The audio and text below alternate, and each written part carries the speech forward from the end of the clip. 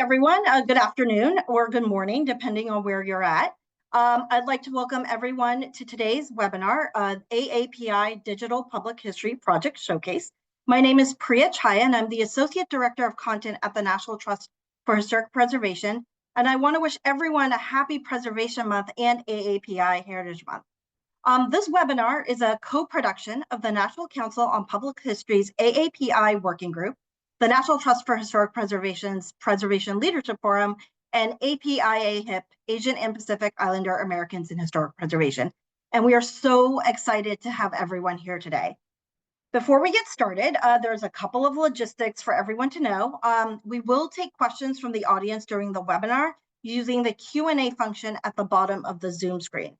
You're welcome to submit your questions at any point, but we'll be waiting until the Q&A section at the end of the session to answer. You are also encouraged to communicate to all participants using the chat function. Also, this webinar is 75 minutes because we're going to hear from a lot of speakers. So that Q&A portion will be at the last 15 minutes. The closed captioning function is also enabled for this webinar. And following the program, we'll send out a recording of this session directly to the email you used to register. All of the National Trust webinars are available on our National Trust YouTube channel, and NCPH will also be sharing it on their website as well. We will be sharing a lot of resources and links. Don't worry if you can't save them all from the chat. We promise to include them in the follow-up email along with the recording of the session. And so, this session is focused on digital projects as a way to share the stories of the various communities that make up the AAPI community. We're featuring 6 groups today from across the country who are at various stages of their digital journey. You're on audio now. Oh, sorry. Is everyone muted? Okay, great. There we go. Rhonda, if you don't mind going to the next slide. You're going to hear from myself, and then Stephanie Rowe from NCPH, Michael Yee, and then Hui Pham, and then the 6 panelists. You'll see them from Densho, the South Asian American Digital Archive, Pacific Islanders and Communications, Vietnamese Boat People, 1882 Foundation, and the Filipino American National Historic Society, also the National Pinoy Archive. We recognize that these 6 organizations are just a glimpse of the individuals and groups that make up the AAPI community, and those who are telling stories and preserving these histories. So if you are in the audience and want to share a little about your work, feel free to drop a short description and a link in the chat so everyone can learn more about you and what you do. My plan is to gather that information from the chat and include it in the follow-up email as well. Next slide. Before I hand these things off to Stephanie, I wanted to talk very briefly about the National Trust for Historic Preservation's commitment to telling the full American story, which includes sharing the story and history of AAPI communities. We do some regular storytelling around different communities and different places that are being preserved, which my colleague Colleen will drop a link in for you to peruse. But we also collaborate with organizations across the country to preserve sites associated with these communities. This includes our annual America's 11 Most Endangered Historic Places list, which has over the years included a variety of different sites. This year, we included the Terminal Island Japanese American Tuna Street buildings, and past listings have touched on sites related to Japanese incarceration, like Harada House and the Minidoka National Historic Site, or Little Tokyo in Los Angeles, and then Chinatowns and international districts in Philadelphia and Seattle. One of our major programs is connected to Chinatowns, and it's centered around researching, elevating, and building coalitions to sustain and support historic Chinatowns across the country. And last May, in partnership with Google Arts and Culture, we collaborated with 14 other organizations and launched this virtual storytelling hub to share some of the work and stories of advocates across the country. Colleen will also drop a link to the hub so you can explore that at your leisure. I hope that you explore these stories and learn more as time allows. And with that, I'm going to pass things on to Stephanie Rowe, the Executive Director of NCPH. Hi, everyone. I'm Stephanie Rao, Executive Director at the National Council on Public History. NCPH is a membership association dedicated to helping public historians put history to work in the world through community building, programs, and scholarship. I want to extend my thanks to Michael Yee for bringing the idea for this program to all of us, and to all of the presenters today for sharing their work with our communities, and to Asian and Pacific Islander American Historic Preservation for their partnership, along with the National Trust for Historic Preservation for all of the planning, promotional, and technical support today. I can't wait to listen and learn, but now I'm pleased to turn things over to Michael for everyone to learn more about NCPH's AAPI working group. Michael? Thank you, Stephanie. You know, it's thrilling to be here. We're a fairly young group, and a working group within NCPH typically organizes itself around the conferences. However, we found that working together and building solidarity and support for each other, we really enjoy doing that. So we're doing more things on an ongoing basis. So I wanted to point out for the slide, you'll get a lot, Priya has noted, with information. However, if you want to come back to a page, we do have a working group page, ncph.org, and you can just Google NCPH API, and you'll find that with the links. I do want to highlight that we have also set up a public history directory with organizations and individuals. So you can see the Google links there. Those will also be included in the chat. But you can go to the webpage, look for the chat, enter in information. We really want people to share this information because one of our goals is that sharing priority. If you are able to post something, please, put that in the chat. And if you'd like to see if I can add that to the directory, please note that as well. So I want to thank Priya for her leadership and organization with the primary, and I'll acknowledge Eric Hung, who had developed the directories. So with that, I will hand off to Hui Pham, and thank you again for your attention. Hi, everyone. Hui Pham here, Executive Director for Asian and Pacific Islander Americans in Historic Preservation, or APIAHiP for short. I'm based here in Seattle, Washington, but we serve communities across the country and territories. Next slide, please. I'm excited to share with you one of our longest running digital storytelling projects, East at Main Street, a collection we've been curating on the History Pin platform since 2014. We've built this in collaboration with our partners Shift Collective, an organization that supports community-driven projects rooted in equity, memory, and culture. And together we've created a space where Asian Pacific Islander American communities, like the ones that we're featuring in today's panel, could tell our stories on our own through place. Next slide. At its core, East at Main Street is about documentation and recognition. Too often, the places that matter to our communities, whether it's a family-run business, a protest site, or a temple tucked behind a laundromat, go undocumented. This project helps change that by collecting and sharing these stories in ways that can both support local pride and formal preservation in the form of designation or brick-and-mortar restoration along that path. It's a step towards restoring visibility and value to the sites that have shaped API lives across generations. Next slide. Over the past decade, we've conducted workshops with a wide range of community partners, from student groups to senior citizens to local nonprofits and government agencies, from Washington, D.C. to Hagåtña, Guam. Together, we've added over 2,000 pins to East at Main Street, capturing everything from historic storefronts, community centers, to family photos and oral histories. Some projects even evolved into walking tours or site nominations, while others simply gave families a space to preserve and share stories once hidden away. So whether you have a shoebox of your grandmother's closet of photos, or a community library of archives ready to take the next step in digitizing collections, we can work together with you through this next iteration of History Pin. Next slide. And so now we're entering a phase 2 of this decade-long project. This summer, APIAHiP and Shift Collective are launching a 2025 History Pin Summer Institute, an opportunity for community-based archives like the ones that you'll be hearing from today to receive support, training, and tools for building digital and decentralized collections. So we're seeking 10 partnership organizations. And if the 6 that we're featuring today take up all those slots, there's only 4 left of all of you in the chat. But this program allows you to digitize and manage collections ethically and securely, to use the improved and redesigned HistoryPin platform with a decentralized storage software, to connect with a national network of cultural memory workers, and to receive up to $5,000 of honorarium upon completion. So this is a program that supports you in digitizing your collections through place-based work.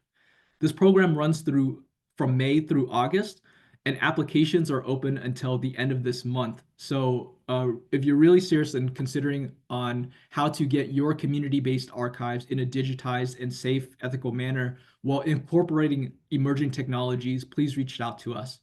Next slide.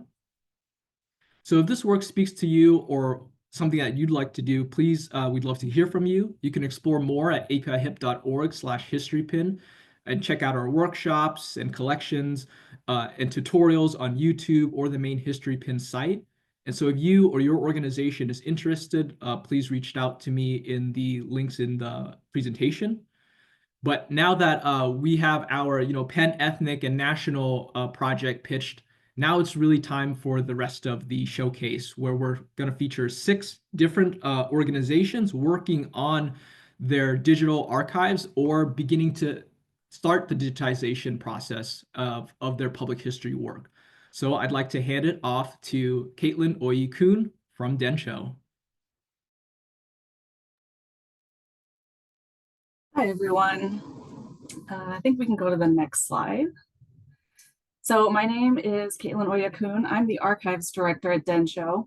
And just to give you a little information about my organization, we are based in Seattle. I saw a lot of you are from Seattle on the webinar today, so good to see you here. We focus on the preservation and the storytelling around the World War II incarceration of Japanese Americans. We were founded around 1995 by the Japanese American community here in Seattle with this desire to, well, with an acknowledgement that a lot of the stories from the survivors of the incarceration were not being preserved in the ways that they could be. And so we decided that we were going to start kind of an oral history project. So a little bit about what we do. We're community-based archives. So like I said, we were founded by the Japanese American community in Seattle, and we continue to have close ties to communities really across the country at this point, in Oregon, California, the East Coast, the Midwest, everywhere.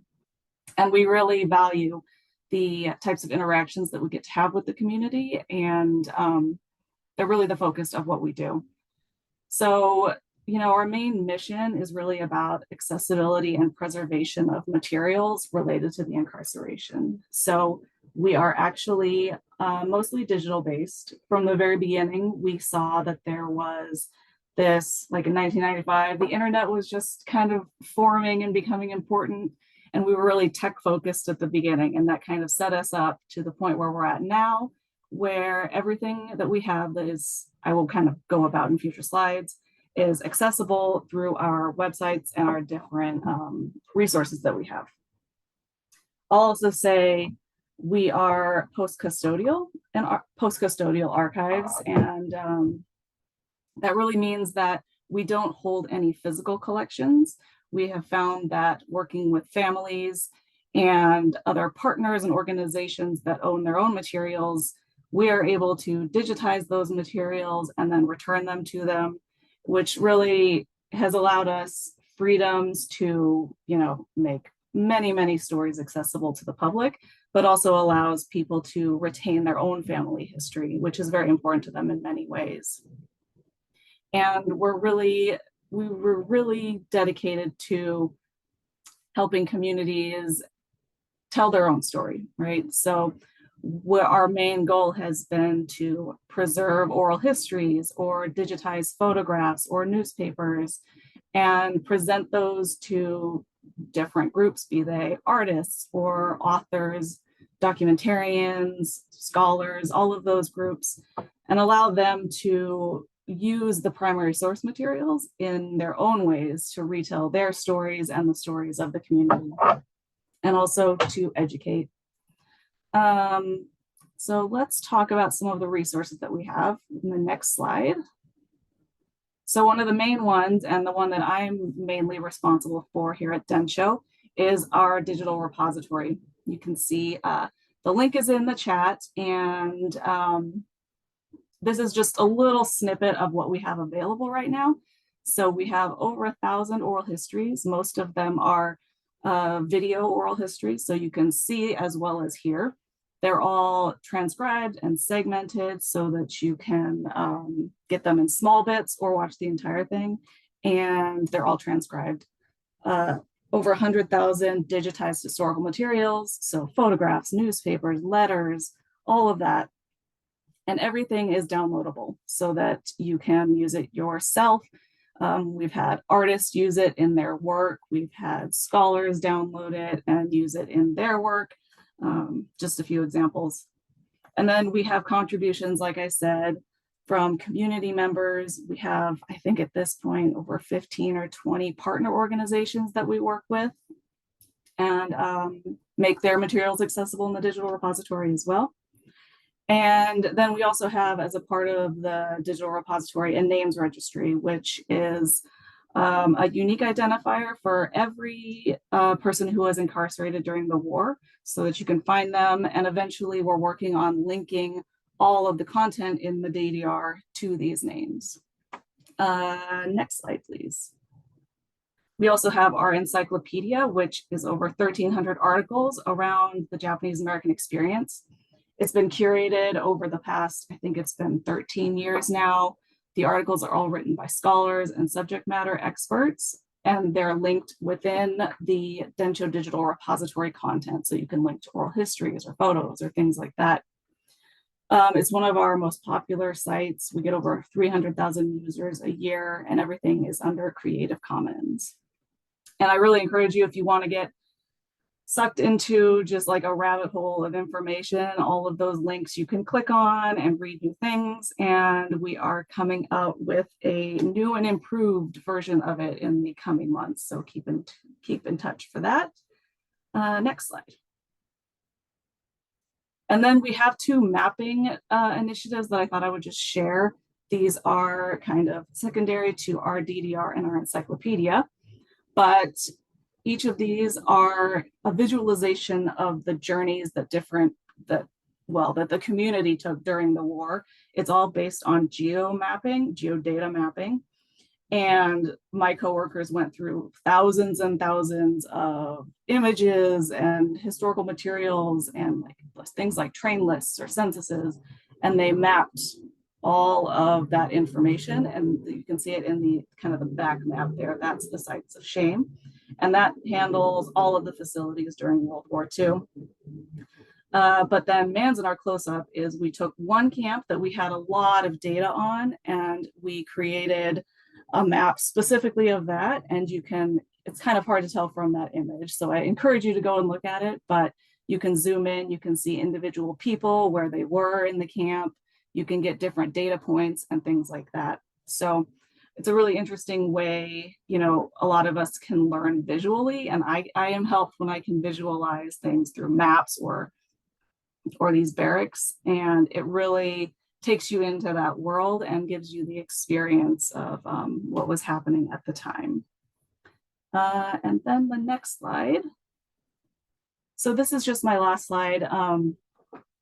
You know, these days, and Densho has had a focus a lot on telling the undertold stories. So, you know, looking at, you know, what is the story of women in camps, or what is the average family and what happened to them when they were sent to, say, Tule Lake or Manzanar or Minidoka. So in light of this, and because we're so community-based, we have started a couple of new initiatives. It's strange to think we've been doing this for as long as we have, but we've never really done community scanning days. Most of the time people send us their materials and we scan them at our offices and return them. But we have started going out to the communities this year. In fact, we had one on March 30th on Bainbridge Island.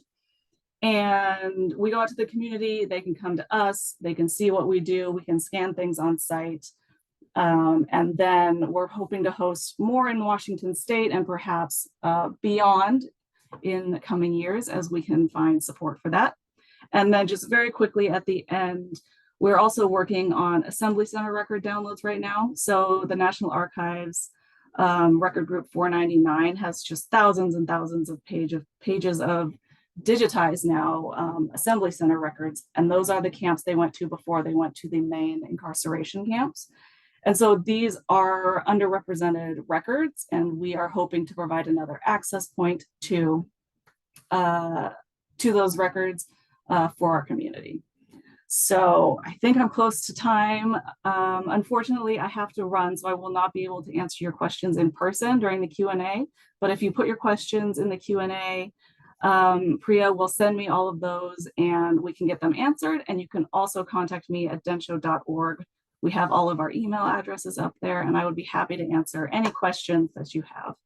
All right, so thank you for your time. And next slide. And so I am passing off to Anjali Tampy at SADA, which is also a great organization. Thank you.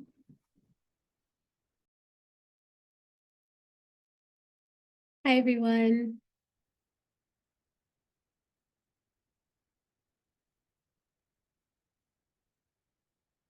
Hi, so my name is Anjali Tampy, and I'm the program coordinator at SADA. I'd like to start by sharing a bit about SADA. So SADA ensures that South Asian Americans are recognized as an essential part of the American story. Through our archive, storytelling projects, exhibits, artistic partnerships, walking tours, lesson plans, and books, we reflect a community of more than 6.1 million individuals and over 250 years of history. I'd like to share this quote from archivist and scholar Jeanette Bastian. "A community without its records is a community under siege, defending itself, its identity, and its version of history without a firm foundation on which to stand." This quote really reflects why SADA was founded. And so SADA was founded in 2008 by our executive director, Samit Malik, and Dr. Michelle Caswell, with the recognition that South Asian American stories were not being systematically collected and preserved, and were in fact in danger of being lost entirely.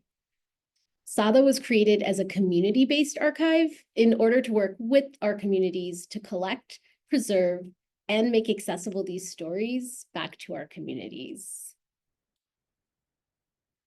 When I say communities, SADA defines South Asia as the following 8 countries: Afghanistan, Bangladesh, Bhutan, India, the Maldives, Nepal, Pakistan, Sri Lanka, and the many South Asian diaspora communities across the globe, or those individuals who are also living in the United States, but maybe from countries like South Africa, Guyana, the UK, Trinidad and Tobago, but can also trace their heritage back to one of these 8 countries through 1, 2, 3, or many more generations. Sorry about that. So one way we share our stories back with our community is through our archive. SADA's archive includes nearly 6,000 items that reflect the diversity of the South Asian American experience. And one of our projects which really allows us to highlight this diversity is our Archival Creators Fellowship. Through this fellowship, SADA works with community members who are from communities or are deeply connected to communities that have been historically marginalized within the South Asian American narrative. Over the past 6 years, SADA has worked with 24 fellows who have collected over 170 oral histories,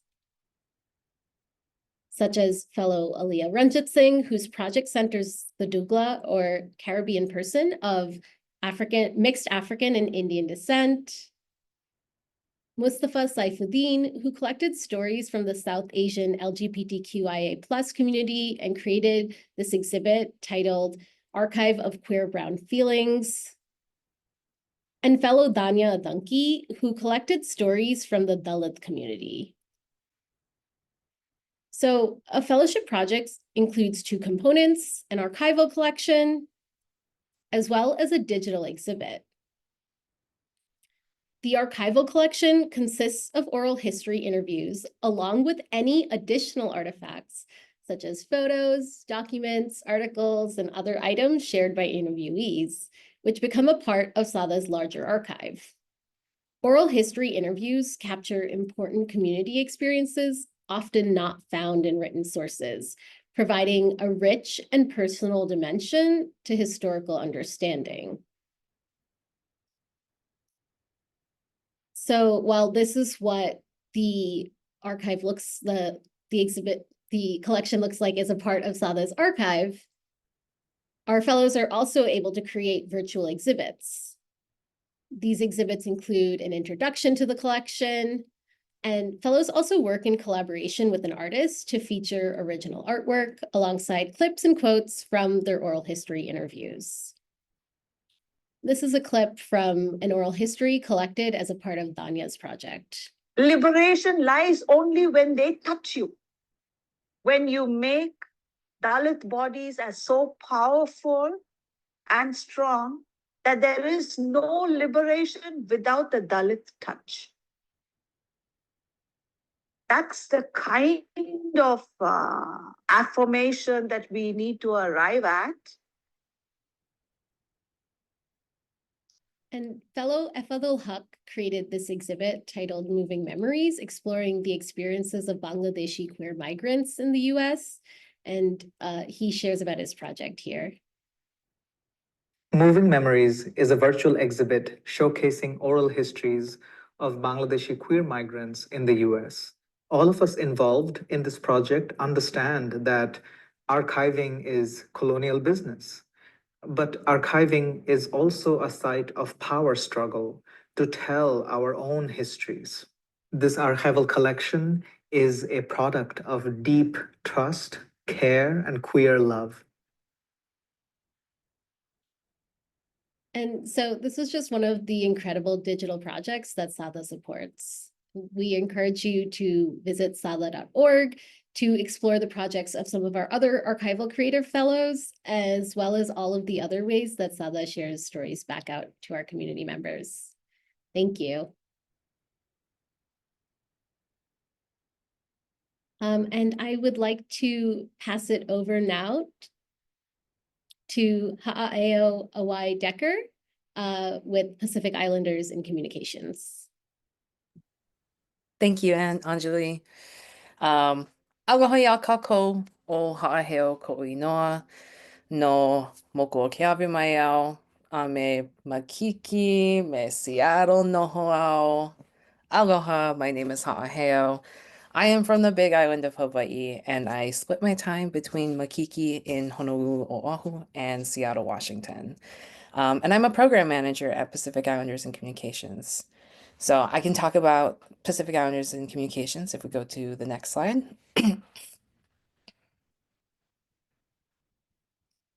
So a little bit about us, Pacific Islanders in Communications. We're a nonprofit media org that was established in 1991 in Honolulu, Hawaii, with our sole purpose being amplifying Pacific Islander voices.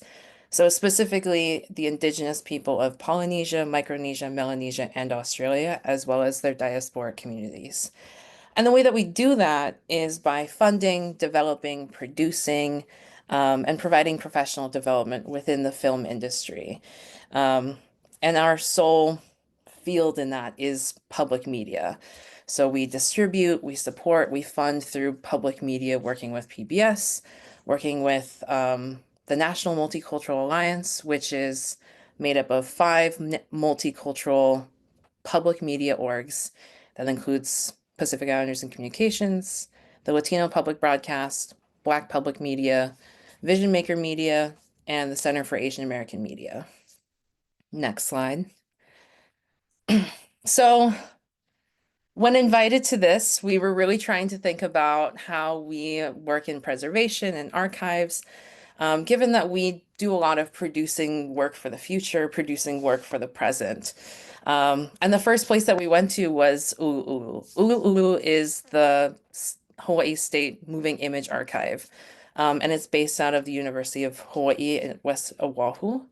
They're a partner of ours. We often work with them, and we love Ulu'ulu. We often use volunteers from them. We often volunteer with them. Ulu'ulu aims to perpetuate and share the rich moving image history and heritage of Hawaii through the preservation of film and videotapes related to the history and culture of Native Hawaiians and the people of Hawaii. And so for us, what that looks like oftentimes is PIC-supported filmmakers such as Aina Paikai, utilizing Ulu'ulu and their moving image archives. So Aina Paikai is a Native Hawaiian filmmaker who we supported in the creation of his film Hawaiian Soul, which you can find on our YouTube page.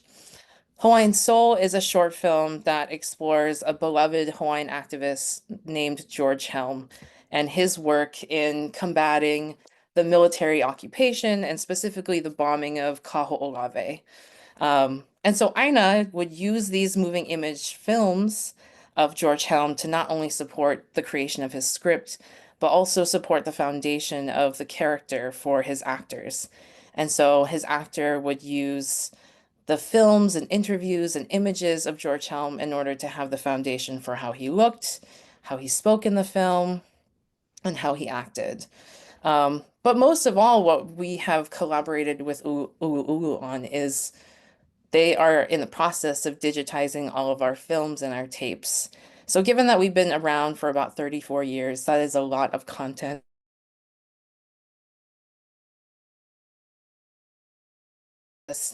Digitize and archive all of the films that we've produced. And so I would highly recommend that you check out Ulu'ulu if you're interested in moving image archives from Hawaii. That is another link that we'll share as well. The next slide, please. Another project that I think we're really proud of at PIC is Homegrown. It's a series that we have made in collaboration with PBS, Black Public Media, the Latino Public Broadcast, and Firelight Media. And what it is we just finished our second season. And it's essentially 8 documentary short films made by emerging BIPOC filmmakers living in the US, territories, Hawaii, and their diasporic communities. And each of these stories really grapple with this idea of being a part of the US, apart from the US, and it grapples with sovereignty, agency, and negotiating what it means to be a part of the United States as Hawaiians, as people in the US territories. Highly recommend that you check it out. We just closed out the second season. All of these that you can find on the PBS YouTube channel. I think as of today, the total view count for all 8 films is 947,000. So we're really close to 1 million. I would love it if some of you could contribute to that almost hitting 1 million. But yeah, it's really like one of my favorite things that we've done. And all of these beautiful stories, you know, we talk about Chamorro language preservation to how people in the Virgin Islands are recovering post hurricanes, even to like how folks in Puerto Rico are preserving their favorite karaoke spots. Next slide, please. And so given that Pacific Islanders and Communications, we work in public media, that is our main form of supporting our community, I highly recommend that you check out Protect My Public Media. Organizations like Pacific Islanders and Communication is under threat due to the executive orders and the work of the White House trying to dismantle public media. I believe that public media is one of the most important forms of film right now. It is unbiased, educational, and accessible content that is nonpartisan and is made accessible to all Americans. It's important that we have access to that now, and so I recommend that you check out the link provided to sign the petition, or even reach out to your representatives about supporting public media, and join us in the fight to make sure that public media stays alive. Next slide, please. And so I'll do a little closeout. I know I went through very quickly what we do, but we do many things. If you scan the QR code, you can find the links to our website, the other things that we do. We often are traveling for community screenings, so you can always reach out to us as well about if you'd like to organize community screenings with us. Currently, I'm in Seattle. We are doing sponsorship with the Seattle International Film Festival this week. And you can also find our social media links here. I think what I'll do is I'll close out by telling you all a Hawaiian proverb, Anolelo no eao, which is Ikava ma mua, ikava ma hope. And what that sort of like roughly translates to is we look to the past as a guide for the future, which is to say that we've always had the blueprint. Our ancestors have always been guides for us. And the work that not just Pacific Islanders Communications is doing, but the work that my colleagues on this panel today are doing, and the work that you all do today is creating blueprints for the future. We are future ancestors. We are people that are creating what is needed for our descendants to survive and thrive. And so that's what I'll leave you all with. Thank you so much. And I will pass it off to Tracey, Nguyen, Mang for the next bit. Thank you so much. Hi, everyone. Thank you for having me today. I'm Tracey Nguyen Mang. I'm the founder of Vietnamese Boat People. We are an organization that is focused on preserving stories from the Vietnamese diaspora community. Next slide, please. And hopefully you can hear me okay. I'm just recovering from a cold. We started out as the name Vietnamese Boat People because the stories that we were collecting was focused on the Vietnamese refugee experience post 1975, so when the Vietnam War ended. But since then, our organization has evolved and we actually honor and support all stories from the entire Vietnamese diaspora community. We are an innovative storytelling organization that was born digitally.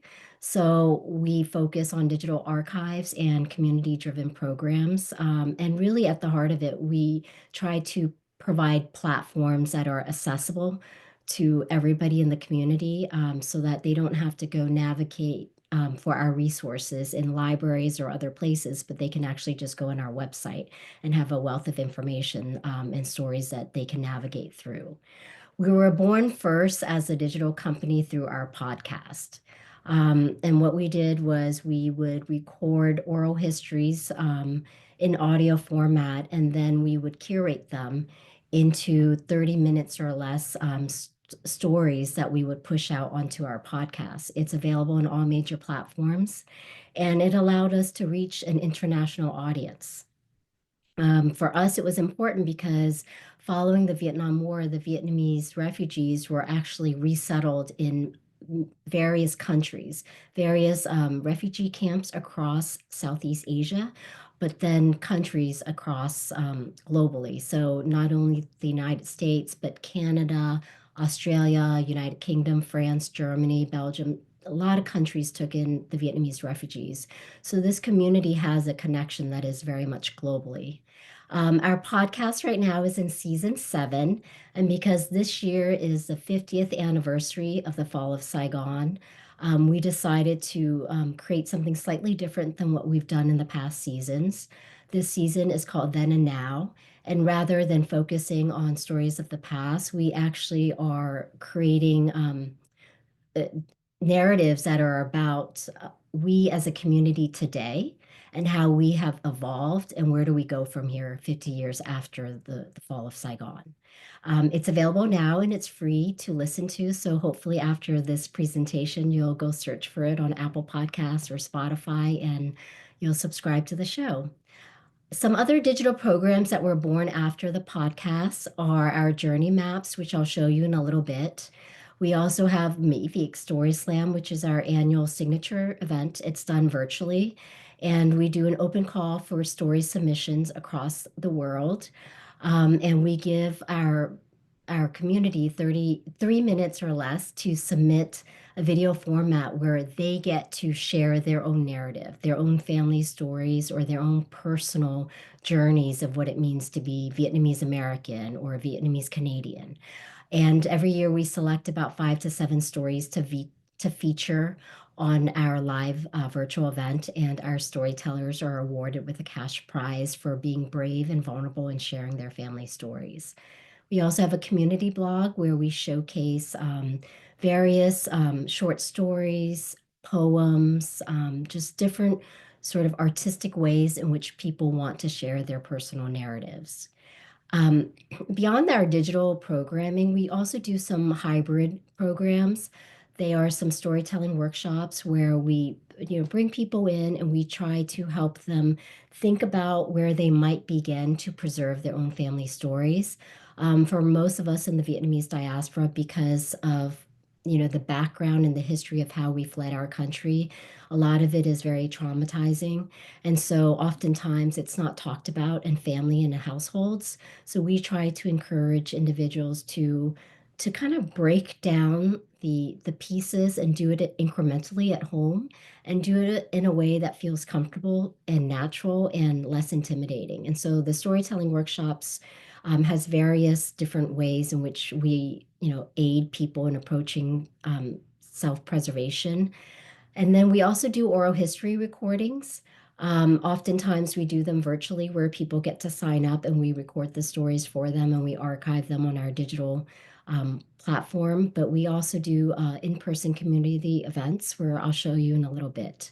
And then journey mapping, which is about not only preserving your story, but tracing the physicalness of leaving Vietnam to land at various refugee camps to then actually land at your host country. And then from there, a lot of our community has migrated to different cities across the country as they start to find, their own communities and finally resettle in something that feels like home to them.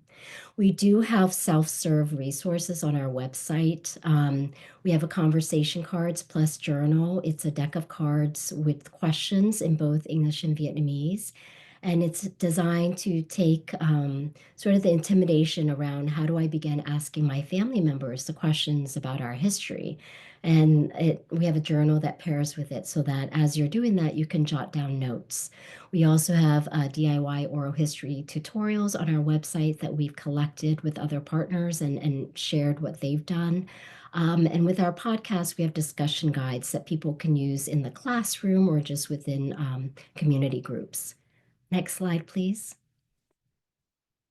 Our journey map here is it's twofold. One is that we collect digitally photos and artifacts and stories and experiences from people across the world.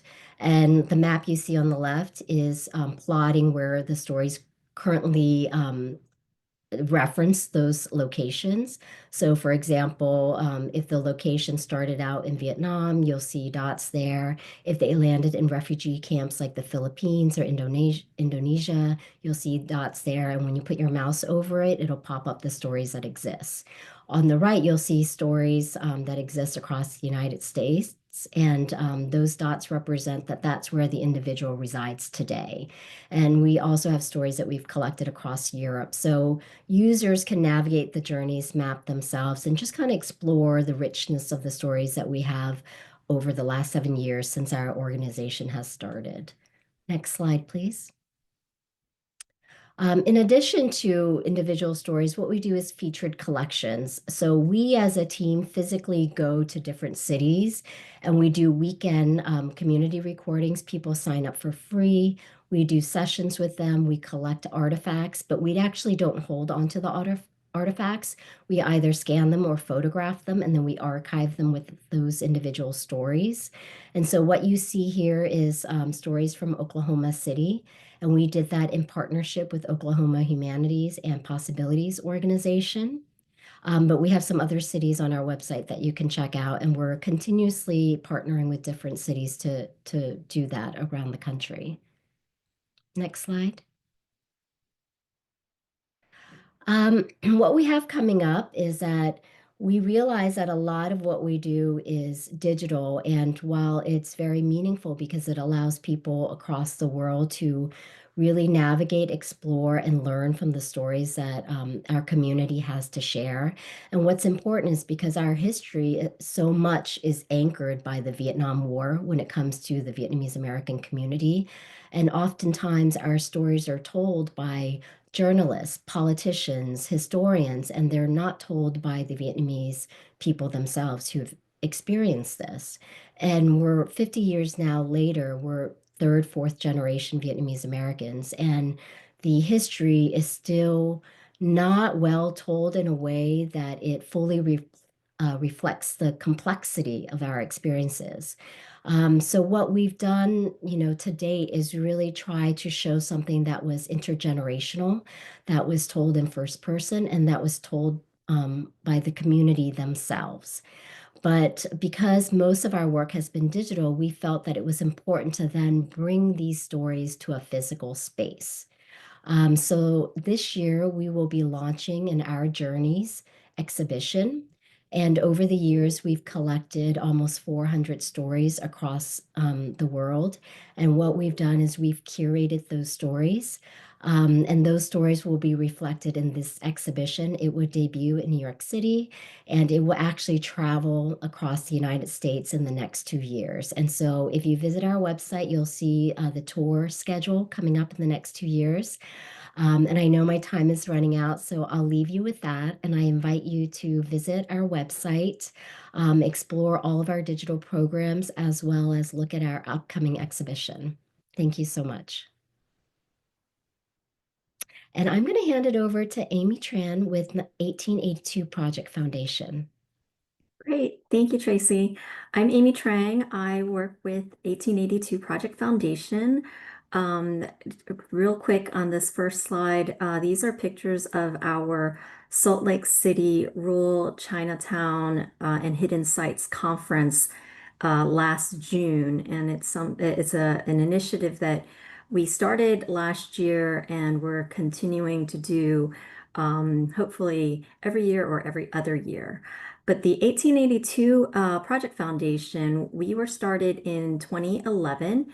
It's a nonpartisan, nonprofit organization that started to raise public awareness of the history and the continuing significance of the Chinese Exclusion Act of 1882. We do this through 4 initiatives. The first initiative is to record and share oral histories and preserve sites. These are all guided by Hawaiian Talk Story concepts. We call our big program or the flagship program Talk Stories in general. We also have our second initiative, which is strengthening public education by creating and promoting educational curricula, lesson plans, and resources that help document and tell the stories of Chinese Americans and their contributions throughout American history. And it's expanded to also include other Asian Americans as well. Our third initiative is building collaboration nationally through conferences and symposium. And those conferences include the Rural Chinatown and Hidden Sites Conference I just mentioned, as well as the Chinese American Women in History Conference. And then our fourth and newest initiative that we are working on looks at Chinatown Futures and what we could do to help reimagine and support small businesses and build community in Chinatowns across the United States.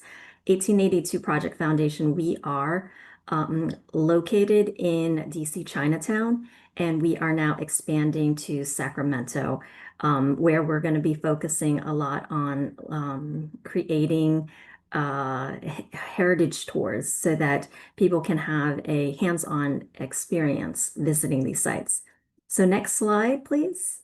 Our digital archive collection started by retelling history from video collections. And so if you visit our website under digital archive, you'll see what we started out with. We look at the Chinese American history that is particularly focused on the railroad workers one thing we want to point out is this coming August in Sacramento, August 9th and 10th, if you're interested, we are going to launch our new office in Sacramento. And following that is going up to the Summit Tunnel Camp, where it is now officially designated as a national landmark. And so that is our dedication ceremony that weekend. The other video collection that we have that I want to kind of highlight is our Flashback Chinatown DC project. And that was funded by Humanities DC.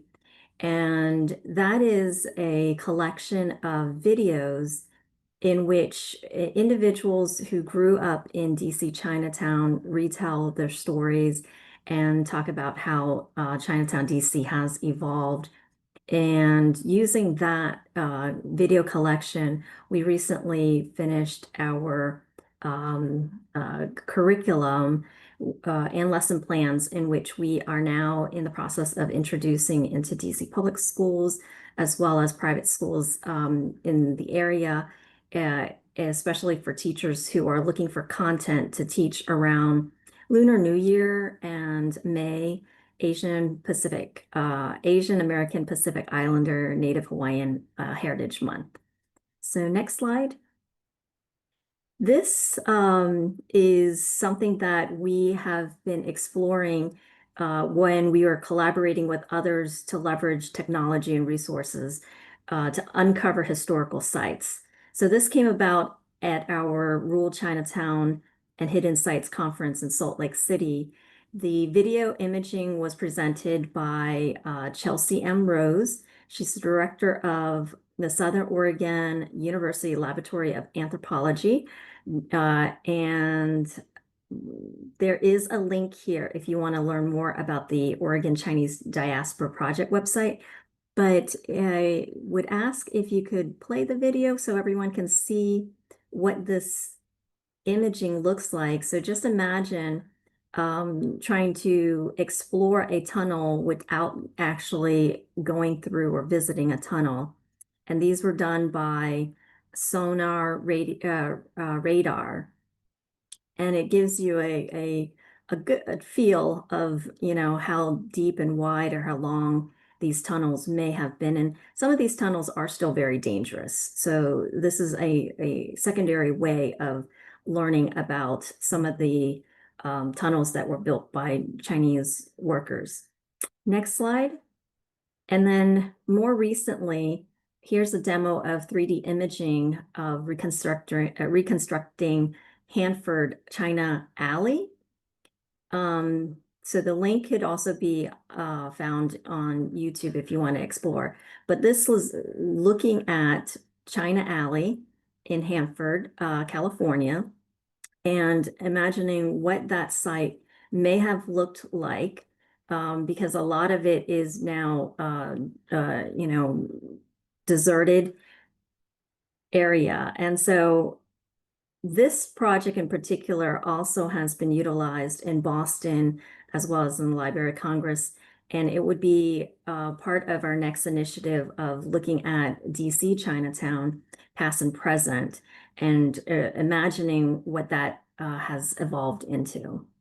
So the next one, oh yes, I see in the chat box, I do want to mention Jeffrey and Evelyn, who co-produce this 3D imaging. They are also having a workshop coming up. So I think the information might be in the chat box, but if you are interested in learning how to recreate a stool that was inspired by what Evelyn had found in Hanford, that would be the event that's coming up.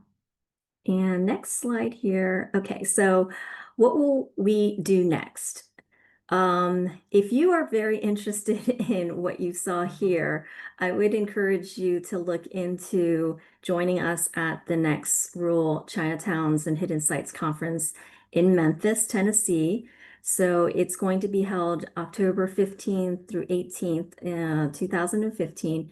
And as part of our conference, what we usually try to do is a full day of presentations followed by a field trip.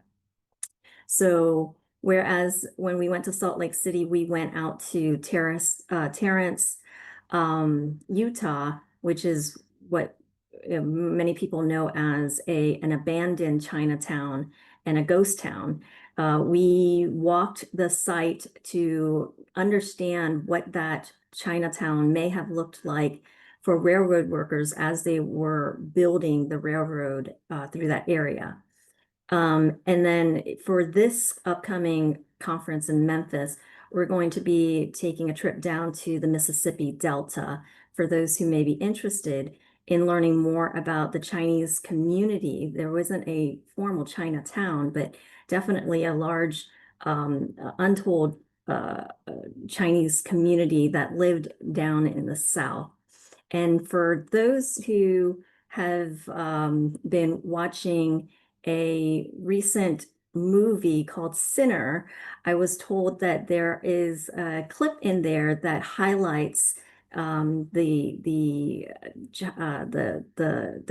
Chinese shop in the Mississippi Delta. So that's just fun fact there. But I believe my time is up, and so I will hand it now to Dorothy Cordova from the Filipino American National Historical Society. And Dorothy, I just prompted you to turn on your video. You just click the yes. There we go. And you need to unmute yourself. Thank you. Awesome. I'll try to be as brief. I don't have visuals like everyone else. However, in back of me, you can see some of the things we've collected, old photographs. Some of them are over 100 years old. And like I tell people who come in, each picture tells a whole story.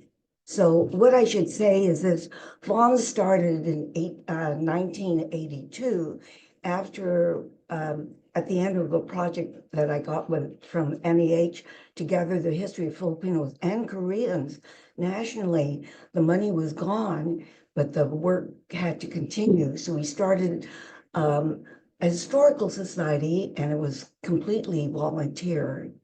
And basically to this day, it is volunteer.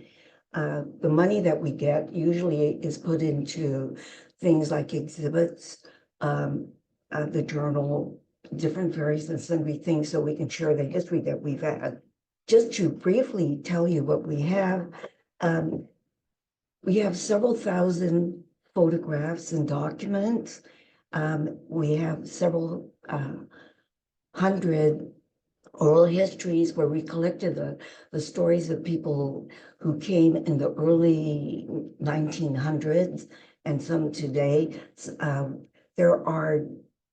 We have an archives, which is sort of a hodgepodge of everything my husband wanted to collect, which is personal memorabilia of individuals, issues that touch Filipinos, that touch all of the different parts of history, not only of Filipinos. A lot of our history that we collect is integrated history too, because we weren't living in a bubble. We were out living with other people.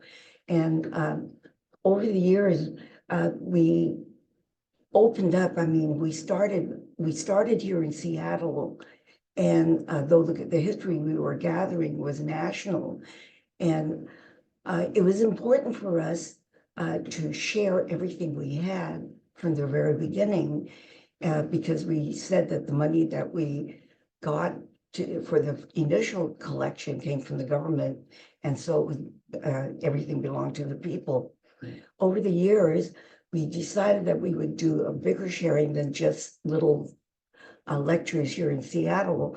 We had our first conference, national conference, was 1987, and since then we've had 17 national conferences where people come and share their stories, the histories, the research that they've collected. Much of it in the very beginning were personal stories. In the beginning, we did document it. We were recording these things, the stories. Just the amount of work, I mean, the things that we collected was rather extraordinary, I thought. And so we started a journal where it was more academic. The conference was everybody's very egalitarian. Anybody could talk if they did a presentation. The journal was more in tune with what people want to do or in academia, although we did include people who were not professors and people trying to get an advanced degree. Things that we've produced here, aside from the photographs, we have encouraged people to write. And some of the things, people like this woman did research in her office for around 2 or 3 years. And she came here several times. She was looking at things. They can't hear you. She was looking for her father, the 1st and 2nd Filipino Infantry during World War II. It just so happened that we collected from the basement of a house that was going to be sold information that other people now have used because nobody else had it. First-hand account of what happened of these men, what they experienced during World War II, some typewritten, some handwritten. And they tell stories that is not in American history books.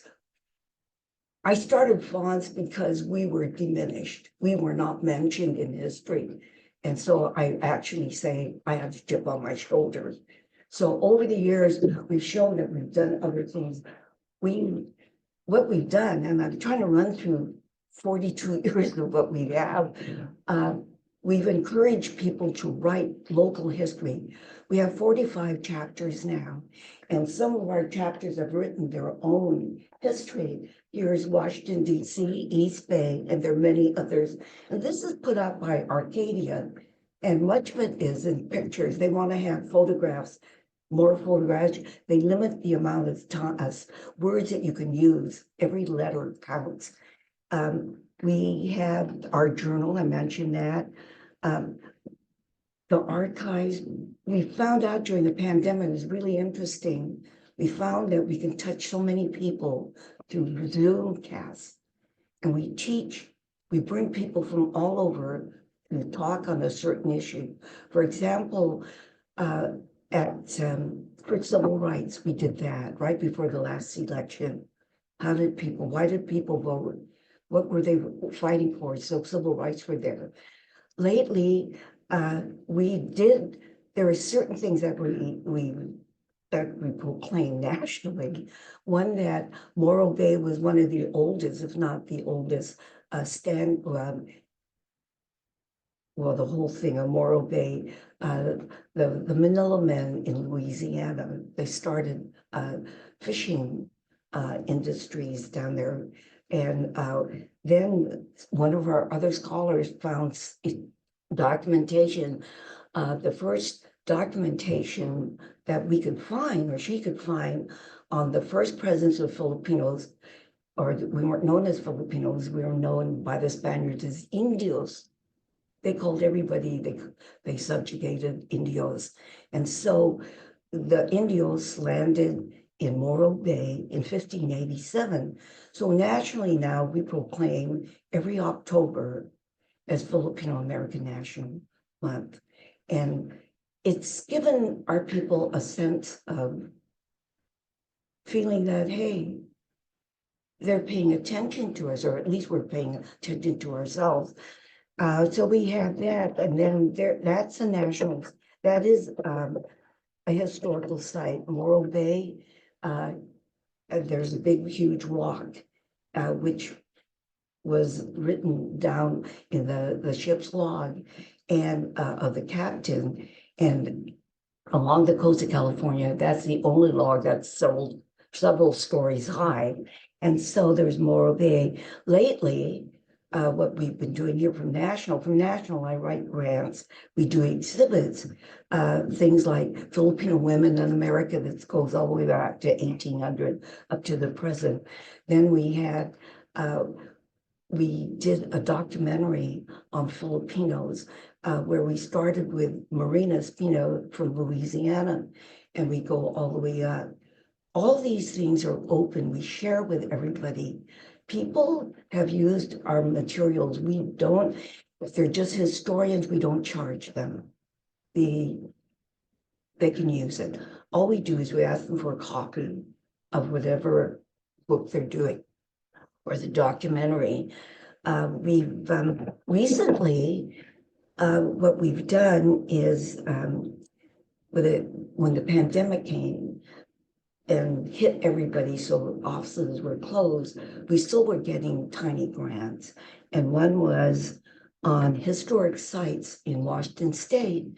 And so we just finished that up. And we have 2 historic sites now here in the state of Washington.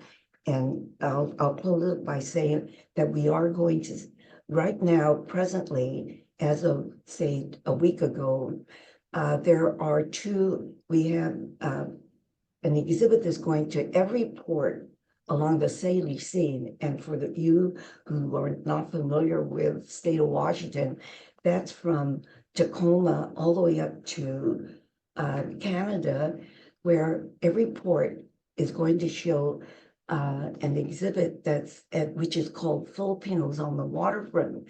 And it goes all the way back from the 1800s, the late 1800s, up to the present. And that's it. Thanks, Auntie Dorothy. That was a great way to wrap up. I'm gonna invite our panelists to turn their cameras and microphones on as we enter the last few minutes of Q&A. And maybe this one might be a good one for you to start, Auntie Dorothy, because your archive might be the oldest one out of our group today. We have a question from Amira Lemio for asking, do any of the panelists and organizations have recommendations on how to start their cultural collections? The devastating August 2023 Lahaina wildfires marked a defining moment for Maui, destroying not only homes and livelihoods, but also irreplaceable historic and cultural sites. So for some of us, the question is, how do we even start, right? And so, Dorothy, why don't you answer and then let someone else jump in as well.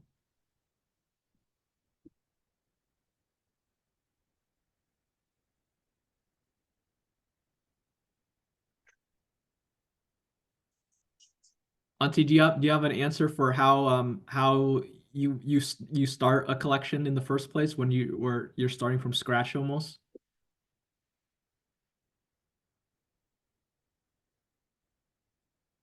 Oh, might cut the audio out. Someone else can jump in while we get Auntie Dorothy's audio back on her end.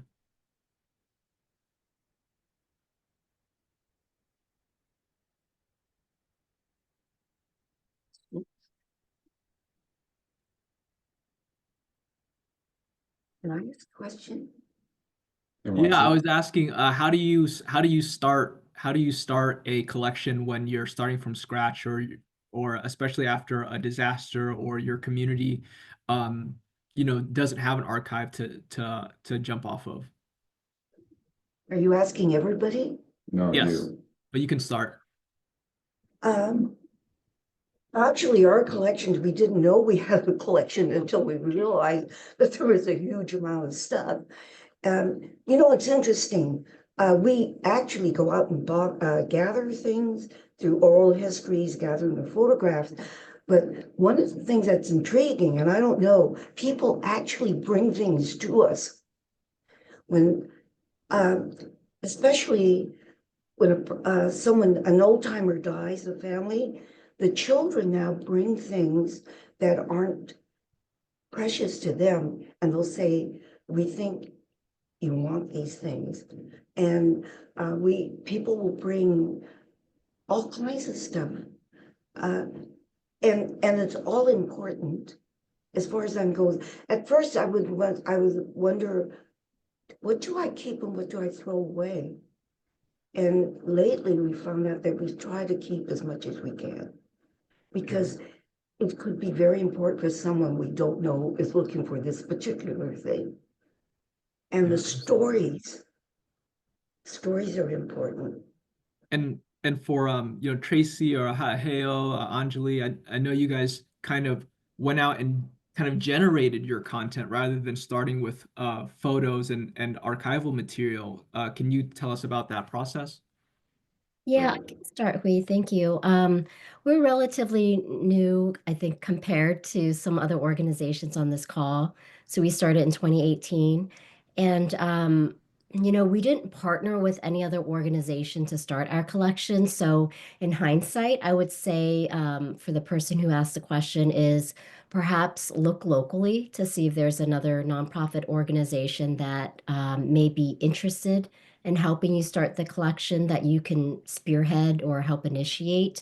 But that way you have some resources that you can leverage in an existing organization.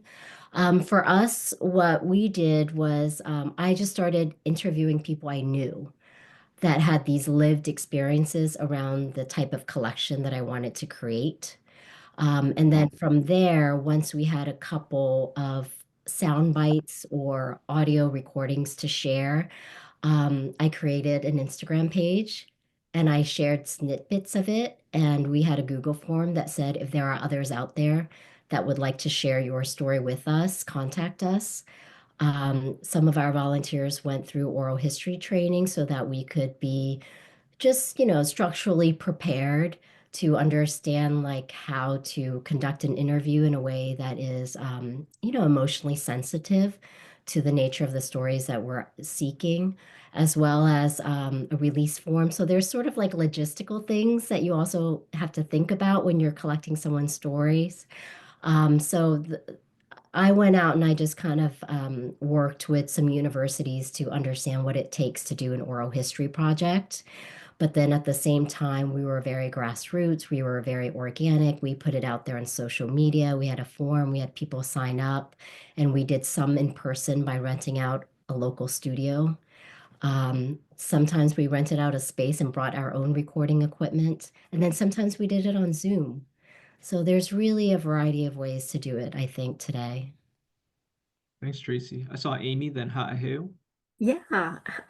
So 1882 Foundation, we started when there wasn't a lot of technology at the time. And so talking about the Hawaiian talk story concept, it really means that everything is very informal, getting together with, just people who are interested in the community. It could be friends, family, or just acquaintances, or a total stranger who happens to feel like that is an interesting topic that they'd like to engage in.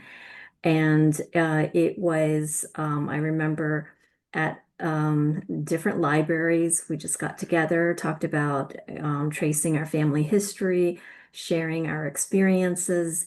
And then from there, it started to grow organically. Later on, video recordings were involved. When the pandemic hit, we started to utilize Zoom and do hybrid events. And then now we're really exploring social media platforms. And it also poses a challenge for us because of the different target audiences that we have. So we still use different types of formatting to deliver our events and talk stories, or, even activities. And then we also have specific themes where we think it might appeal to specific audience groups as well. So as we're expanding, we have to take into consideration who might be interested in these topics, and how do we prepare an event in which it's more family friendly, or it's geared more towards young professionals, or it's geared towards older adults who remember the original Asian American studies and the talk story movement. So those are things that we have to consider as we are, evolving. Ha'ahu. That's a really beautiful way of putting it, Amy. For us at PIC, we produce a lot of content, and we also do a lot of partner events and organizations. So for us, when we first started, it was about the fact that Pacific Islanders were not seen in media. And more so that when we were seen in media, we were stereotypes, we were story beats that were not at the forefront. And so for us, it was a matter of supporting filmmakers and supporting Pacific Islanders who have the stories to tell and who have the means to do it. And like in all like in all arts industries, it's money.